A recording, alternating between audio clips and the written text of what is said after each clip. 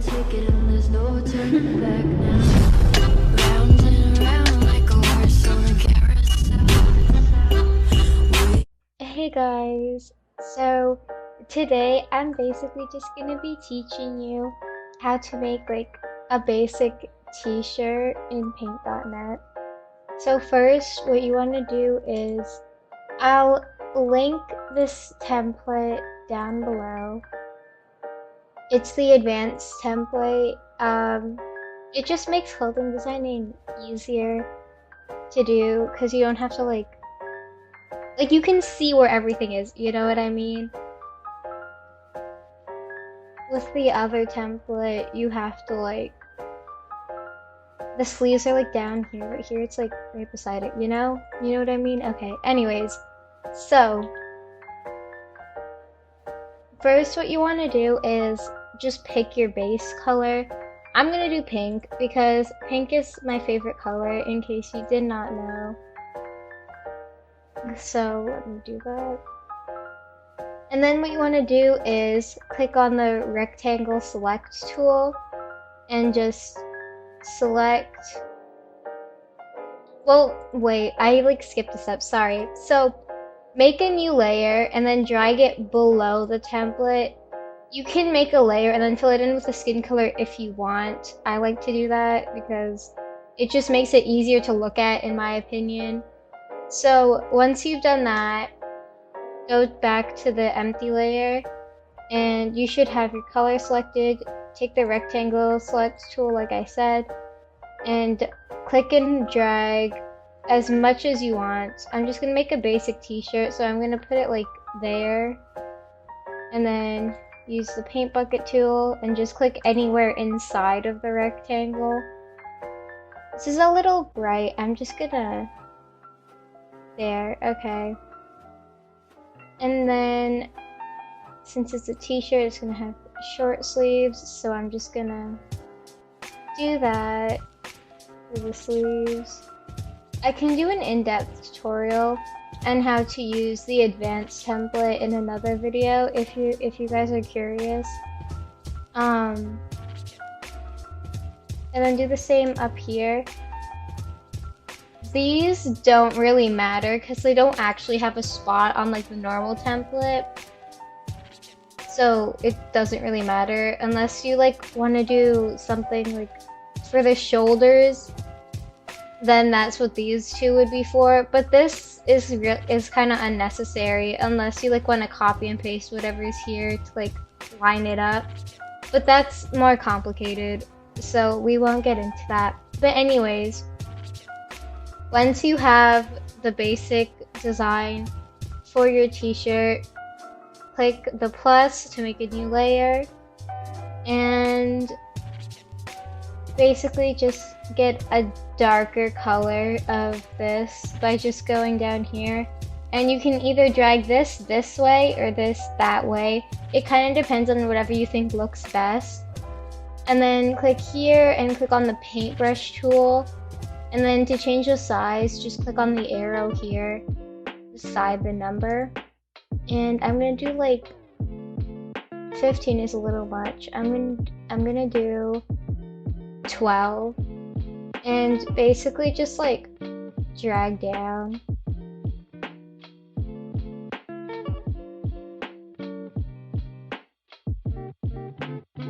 This is the basic shading.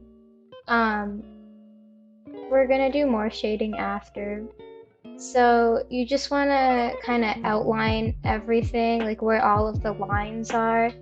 Basically just draw over that.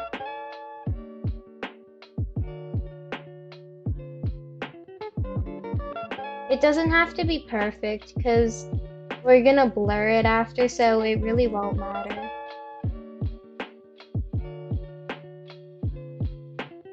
And if you want to like make it like if your design is gonna be like more of a feminine style, then you can do shading for like, you know, the chest area, but I don't know. I'm really not good at making things symmetrical, but it doesn't really matter, like I said, because you're gonna blur it anyways. So once you've done that, to blur it, like I keep saying, up here in the corner it says effects. Just click on it and then hover over blurs and then go here to Gaussian blur. I think that's how you say it. And then just keep sliding this down until you think it looks nice. I like this, so I'm just gonna keep it at that and then click OK. And then I'm gonna change the opacity. So to change the opacity, you have to double click on the layer. And by the way, to like drag it like around, you just have to click and hold on the top and then move it wherever you want. And I'm gonna turn down the opacity. That basically just makes it like more transparent. I'm gonna leave it at that. And now we have to get rid of the excess shading. So to do that, go back to the rectangle select tool and select everything that like isn't on your little base thing, like the base layer, and then click Control X and then bam, it gets deleted. So I'm just gonna do that.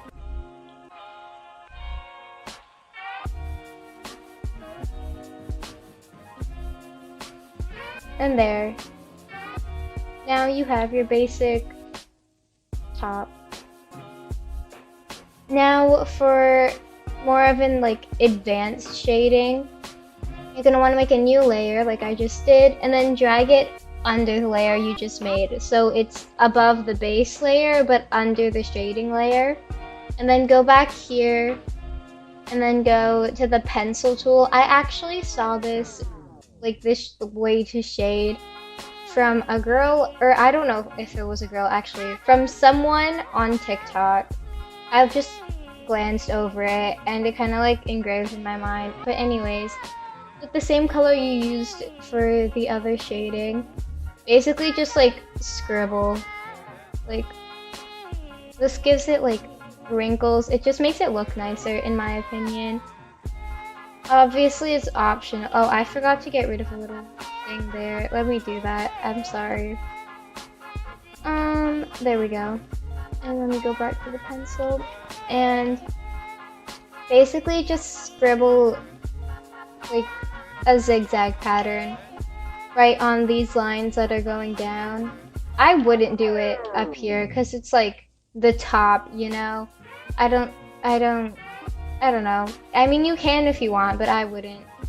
And then you want to blur it again the same way we did with the other layer. Go to Effects, Blurs, Gaussian Blur. And I'm gonna turn this down all the way just so I can see it like blurring. And I'm gonna stop it there. And then change the opacity by double clicking on the layer once again. And turning it down. There we go. Then click OK. And go back to the rectangle select tool and do the same thing you did with the other shading to delete it. Just select everything that isn't like on the base layer and Control X. And do that to get rid of all of the excess shading that you don't need to see.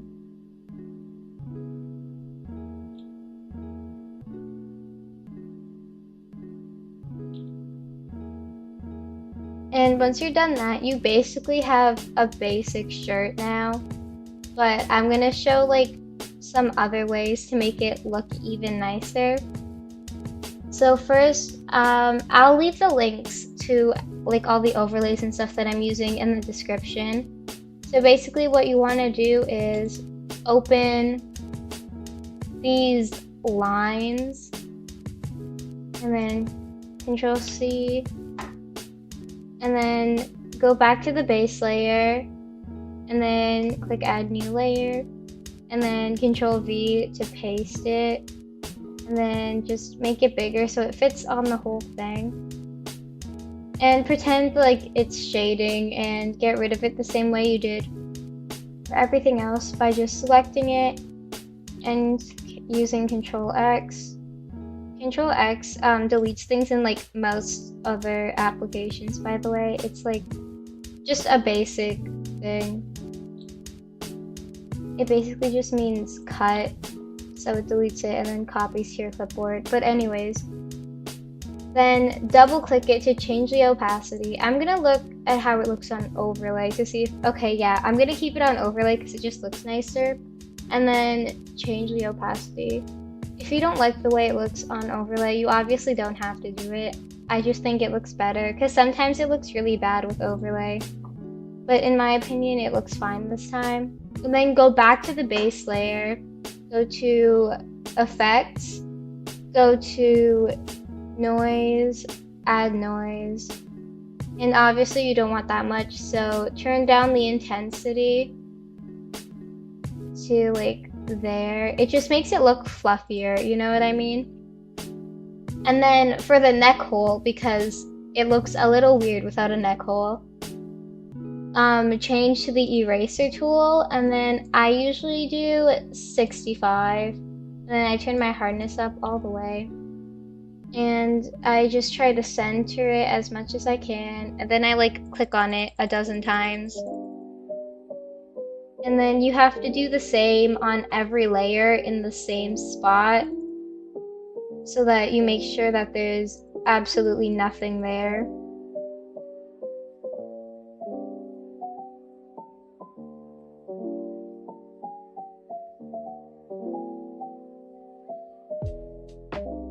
And there we go.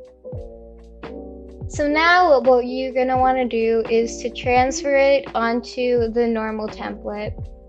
I'll leave the link to the template in the description, but I have my own template that I customized myself. I'll make another video on how to customize your own template. I'm sorry, I say both. But anyways, what you're gonna want to do is, if you made a skin color layer with like a skin color on the bottom, delete it, like get rid of it, because you don't want the skin color on the shirt. Otherwise, if someone has a different skin tone than that, then they're gonna see like that skin tone show up when they wear the shirt, which you don't want, because diversity, you know?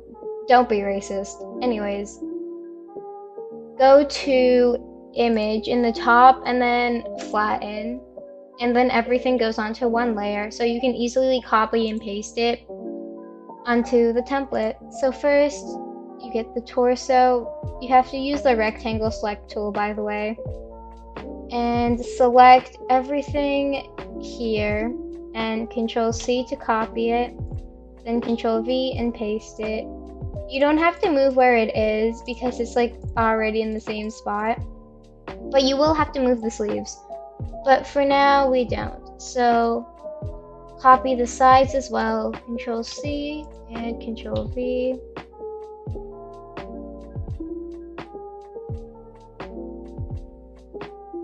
Control C and Control V.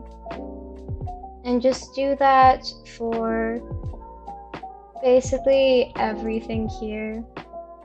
And last one is the back, so Control C, Control V. And now you're done that part. So now we have to do the sleeves. Get the one here first and Control C so you can copy it. This is just a basic t-shirt, so you won't have to like remake it for each side, so you can just copy and paste the same thing over and over.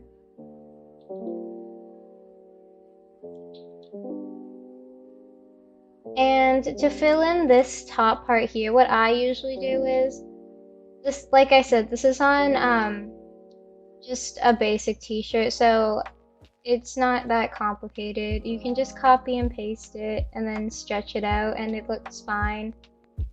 And if you really want to, you can just copy the same thing and put it on here. You don't have to go and get this, but I'm going to. So Control C, Control V, and basically just put it in every what would you call it, like panel side thing, you know what I'm talking about. Anyways, and then do the top.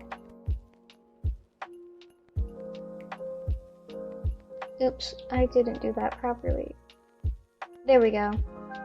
And now you have a basic t-shirt. When I first started clothing designing, I had a really big problem with saving it because I wasn't changing the way I was saving it. So I'm gonna show you guys how to save it properly. So you go to File, Save As. I have a folder for my clothes. I'm just gonna call this pink t-shirt because it is a pink t-shirt. And what you want to do is it automatically saves as a paint.net file, but you want to click on it and go to PNG. Okay, that's very important, otherwise it's not going to upload to Roblox. And then click save, and I'll show you guys how to upload it to Roblox as well. So what you want to do is go here. I don't know why that keeps popping up. Anyways, go to create. If you have a group, then you're gonna want to go to group creations, but if you don't, you can just click shirts here because we're making a shirt. So I have a group, so I'm gonna go to group creations and then go to shirts and just wait for it to load and click choose file, and wherever you saved your outfit to, like the shirt you just made, you're gonna want to go and find it. So I saved mine to a clothes folder and it's right here. So I'm just gonna click open and pink t-shirt upload.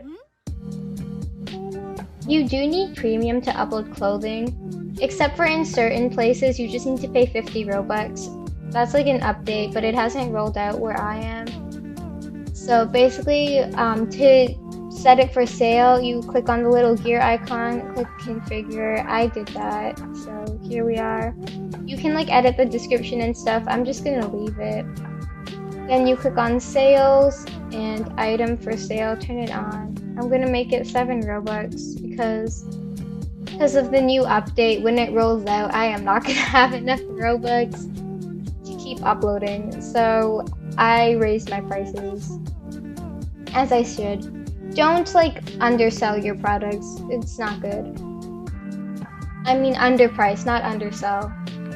And then once you click save, you just close it and voila, you have it. It takes like a minute, or maybe like it takes like 20 minutes or maybe like an hour. It really depends to like approve it so that you can actually see how it looks. But let me see if mine's approved yet. It doesn't usually take an hour. I don't know what I'm talking about, but it does take a little bit. Not too long though.